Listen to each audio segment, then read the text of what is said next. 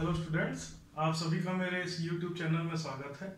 आज हम लोग अपने पावर इलेक्ट्रॉनिक्स का अगला टॉपिक कवर करेंगे जो कि है switching characteristics.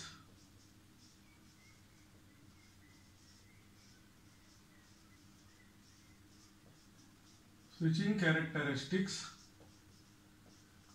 Of power diode.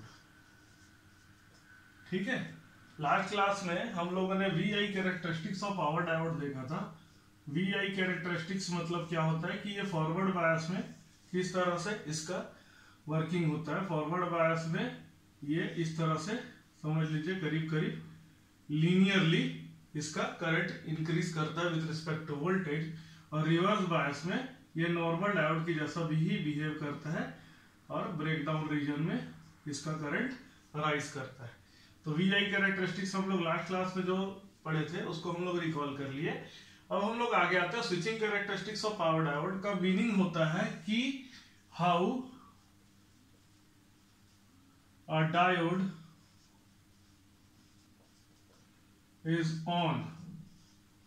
Diode on होता है तो कौन कौन से प्रोसीजर, कौन कौन से चीजों के थ्रू वो डायोड हमारा ऑन होता है। ठीक है, क्या क्या उसमें होता है। और दूसरा हम लोग का ज्यादा इंपॉर्टेंट ये रहता है how a diode is turned of. ठीक है, ये हम लोग को दो चीज पढ़ना रहता है। तो हम लोग पहले देखते हैं कि आइडियली हम डायोड के से चाहते क्या है। ठीक है, डायोड से हम लोग चाहते ये हैं कि व्हेन फॉरवर्ड बायस्ड, जब डायोड फॉरवर्ड बायस्ड होगा, it should behave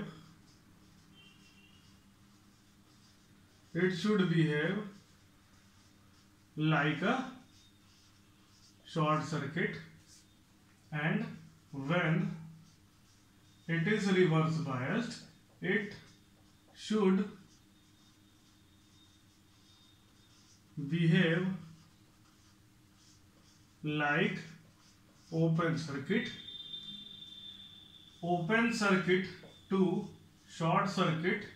open circuit से शॉर्ट सर्किट जाने के लिए there not should be any time delay, कोई भी टाइम डिले नहीं होना चाहिए। आइडियली हम लोग जो डायोड की कैरेक्टरिस्टिक्स होनी चाहिए उसकी बात कर रहे हैं। और शॉर्ट सर्किट से ओपन सर्किट जाने के तरफ भी नो टाइम डिले, कुछ भी टाइम डिले इसमें नहीं होना चाहिए। तो हम लोग अगर आइडियल डायोड की बात करें तो आइडियल डायोड में हम लोग को ये सब कैरेक्टरिस्टिक्स हमारे पास होनी चाहिए। ठीक है, अब हम लोग आते हैं कि आइडियली डायोड इस तरह से बिहेव नहीं करता है। तो डायोड किस तरह से बिहेव करता है ये हम लोग एक कर्व के थ्रू देखेंगे।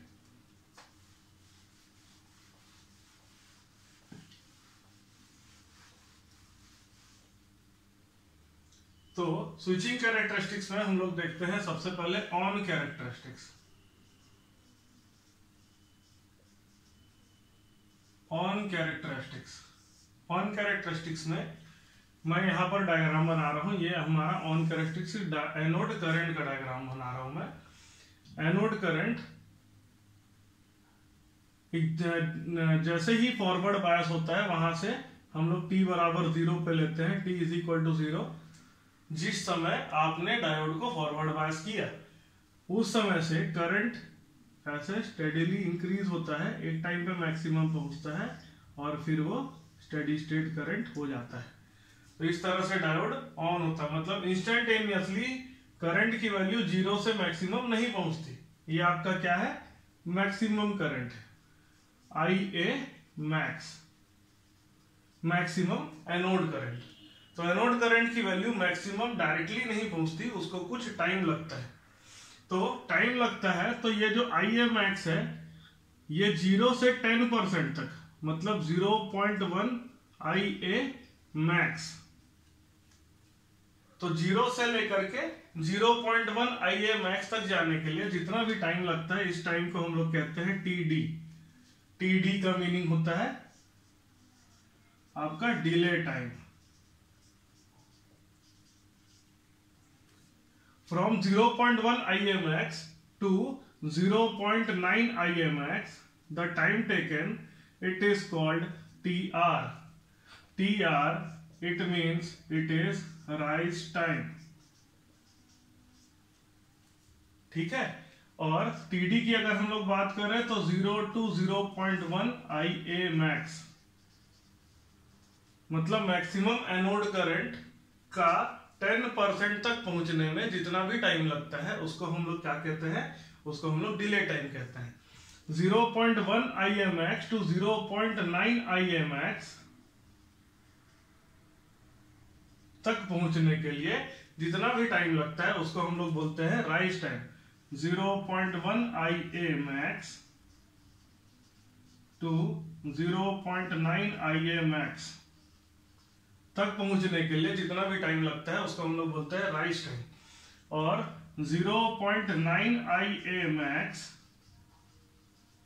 to IAmax तक पहुंचने के लिए हम लोग को जो टाइम लगता है उसको हम लोग कहते हैं TS, that is called settling